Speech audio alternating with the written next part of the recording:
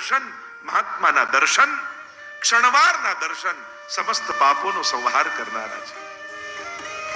કોઈ મહાપુરુષના દર્શન થઈ જાય તો એ સમસ્ત પાપોનો નાશ થઈ જાય. ગંગા સ્નાન બરાબર છે. એટલે જ આપણે ત્યાં પધરામણી ને આ બધું કરાવીએ છીએ. એનો ભાવ શું?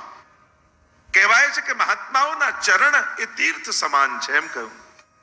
આપણે આપણા ઘરને તીર્થમાં નથી લઈ જઈ શકતા, પણ આ ચાલતા ફરતા તીર્થ જો આપણા ઘરે પધારે તો આપણું ઘર પવિત્ર બની જાય. આ ભાવથી આપણે ત્યાં પધરામણી થાય છે. તીર્થ સકલ સનાથ કીધા, ચરણ રેણુ સમાજ. વલ્લભાખ્યાનમાં ગોપાલદાસે કહ્યું ને કે મહાપ્રભુજી સકલ તીર્થોમાં પધારે. પૂછ્યું કે મહાપ્રભુજીને તીર્થ કરવાની શું જરૂર છે? તો કહું મહાપ્રભુજીને તીર્થની જરૂર નથી, પણ તીર્થોને મહાપ્રભુજીની જરૂર છે. કારણ કે આવા ભગવત સ્વરૂપ આચાર્ય જ્યારે તીર્થોમાં પધારે છે ને, ત્યારે તીર્થોમાં અનેક લોકો પોતાના પાપ મૂકી ગયા હોય છે. તીર્થો પણ મનમાં ક્લેશ કરતા હોય છે કે આટલા પાપોનો અમે નાશ કેમ કરીશું. પણ જ્યારે આવા મહાપુરુષો પધારે ત્યારે તીર્થો પણ એમના ચરણ ધૂલીમાં સ્નાન કરી અને પોતે પવિત્ર થઈ જતા હોય છે. તીર્થ સકલ સનાથ કીધા, ચરણ રેણુ સમાજ. અને આમ જ્યાં નારદજીના દર્શન થયા અને પૂછ્યું કે તમે છો કોણ? અને ત્યારે સ્ત્રી પોતાનો પરિચય આપતા બોલી, અહમ ભક્તિ રીતિ ખ્યાતા ઈમૌ મે તનયૌ મતૌ જ્ઞાન વૈરાગ્ય નામાનો કાલ યોગે નજર્જરો ઉત્પન્ના દ્રવિડે સાહમ વૃદ્ધિમ કર્ણાટકે ગતા ક્વચિત ક્વચિત મહારાષ્ટ્રે ગુર્જરે જીર્ણતામ ગતા. स्त्री कहने लगी अहम भक्ति, मैं भक्ति हूं और ये दोनों वृद्ध पुरुष मेरे दोनों पुत्र हैं. एक है ज्ञान, दूसरा है वैराग्य. मैं द्रविड़ देश में उत्पन्न हुई, कर्नाटक में वृद्धि को प्राप्त हुई, महाराष्ट्र में कहीं कहीं पूजाई, પણ ગુજરાતમાં આવી તો હું ગરડી થઈ ગઈ.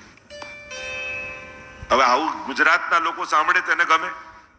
એટલે ગુજરાતના સંતો મહાત્માઓએ અનેક અનેક અર્થો કર્યા. કોઈ એમ જીર્ણતામ ગતા, એટલે કે જેમ માટીનું કોઈ પૂતળું હોય ને એને જીર્ણ રજ રજ કરી નાખો એને કહેવાય જીર્ણતામ. એટલે કે ગુજરાતના રજે રજમાં વ્યાપી ગઈ. એક અર્થ એમ કર્યો. એક અર્થ એમ કર્યો કે યુવાનીમાં તો બા બધે રહે, પણ ગડપણમાં જે દીકરો બાને સાચવે તો બા બધી મિલકત એને આપતા જાય. એમ યુવાનીમાં તો બધે રહ્યા, પણ ગડપણમાં ગુજરાતના લોકોએ ભક્તિને સાચવ્યા એટલે બધી મિલકત ગુજરાતીઓને આપતા જાય. એક અર્થ એમ પણ કર્યો. એક અર્થ એમ કર્યો કે જેમ ગરડા કોઈ વ્યક્તિને એક જગ્યાએ બેસાડો ને પછી કોઈ ઊભું ન કરે ત્યાં સુધી ઊભા ન થાય, તો કે ગરડા થઈને ભક્તિ મહારાની ગુજરાતમાં એવા બેઠા કે પછી ઊભા જ ન થયા. સદાય ગુજરાતમાં એમનો નિવાસ થઈ ગયો. પણ અહીંયા પ્રમાણે બહુ રાજી થવા જેવું નથી.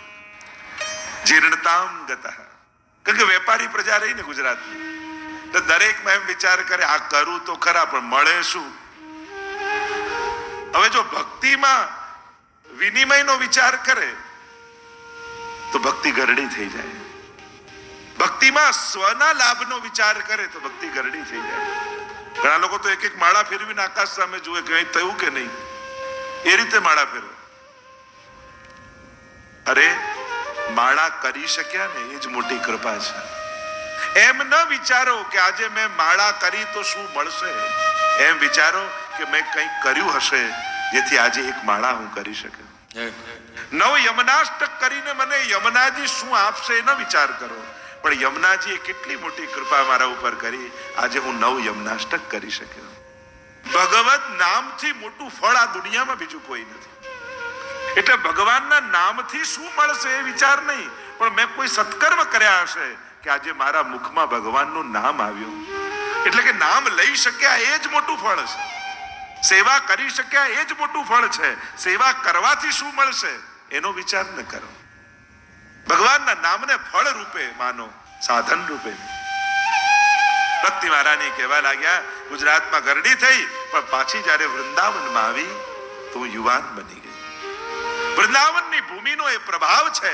અને આજે આપણા બધાનો અનુભવ છે ને કે જ્યાં ટ્રેનમાંથી વ્રજમાં ઉતરીએ ચાલ્યા ના રે લોકો. જે માજી 80 વર્ષના ઘરમાં 4 ડગલા ચાલવા હોય તોય હાથ પકડવો પડે, એ દોડી દોડીને આખી પરિક્રમા કરી આવે ગિરિરાજજી.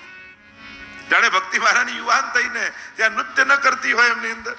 વૃંદાવનમાં આવીને હું યુવાન થઈ, પણ વિચિત્ર વાત એ થઈ કે મારા બંને પુત્રો જ્ઞાન અને વૈરાગ્ય બંને વૃદ્ધ થઈ ગયા.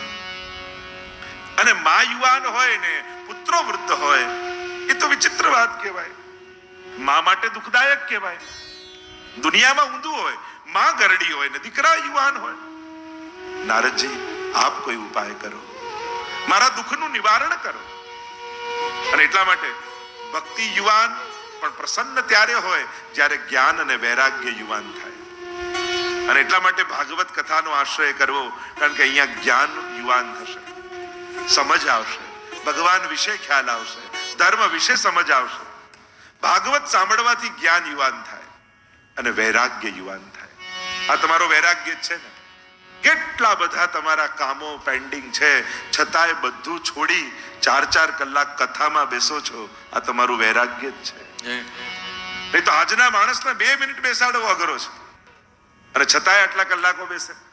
મોટી વાત છે. તમે ભગવાન માટે બેઠા છો. અને બીજી વાત એ કે 4-4 કલાક આપણે કોઈને નડ્યા નહીં એ ઓછું છે. નહીં તો માણસે અત્યારે કેટલાય ફોનો ફેરવી નાખ્યા હોય, કેટલાને પાડી દીધો અને કેટલાને ઉપાડી દીધો હોય. આ માણસ તો એવો જ છે, હસતા હસતા રડી પડે ભાઈ માણસ છે, દડ રડી પડે ભાઈ માણસ છે. આ માણસ કોઈ એમને બેસી શકે એમ નથી. અને એટલે એક વાત જીવનમાં યાદ રાખજો, સારું નહીં કરો ને તો ખોટું થશે, સારું નહીં વિચારો તો ખરાબ વિચાર આવશે. અને એટલા માટે પોતાના જીવનને સત્કર્મોમાં વ્યસ્ત રાખજો, તમારા મનને સદવિચારોમાં વ્યસ્ત રાખજો. કારણ કે આને નવરું પાડશો ને તો આ નબળું ગોતી લેશે. આ મનનો સ્વભાવ છે, એને જો નવરું કરશો તો નબળા જગ્યાએ બેસી જશે, એ નબળું વિચારવા લાગશે. અને એટલા માટે એ સબ્જેક્ટ ગોતે એના કરતા તમે એને સબ્જેક્ટ આપતા રહો. મનને સદવિચારોમાં પ્રવૃત્ત રાખો. કયું જ્ઞાન અને વૈરાગ્ય યુવાન હોય ત્યારે ભક્તિ પ્રસન્ન થાય છે. કયું નારદજી આપ કોઈ ઉપાય બતાવો. નારદજી શ્રવણ કરી રહ્યા છે. ભક્તિ મહારાણી કહેવા લાગ્યા કે આ કલયુગને પરીક્ષિત મહારાજે કેમ આવવા દીધો. જુઓ ને કલયુગનો કેવો પ્રભાવ, અને એને કારણે મારા જ્ઞાન અને વૈરાગ્ય બંને પુત્રો વૃદ્ધ થઈ ગયા છે.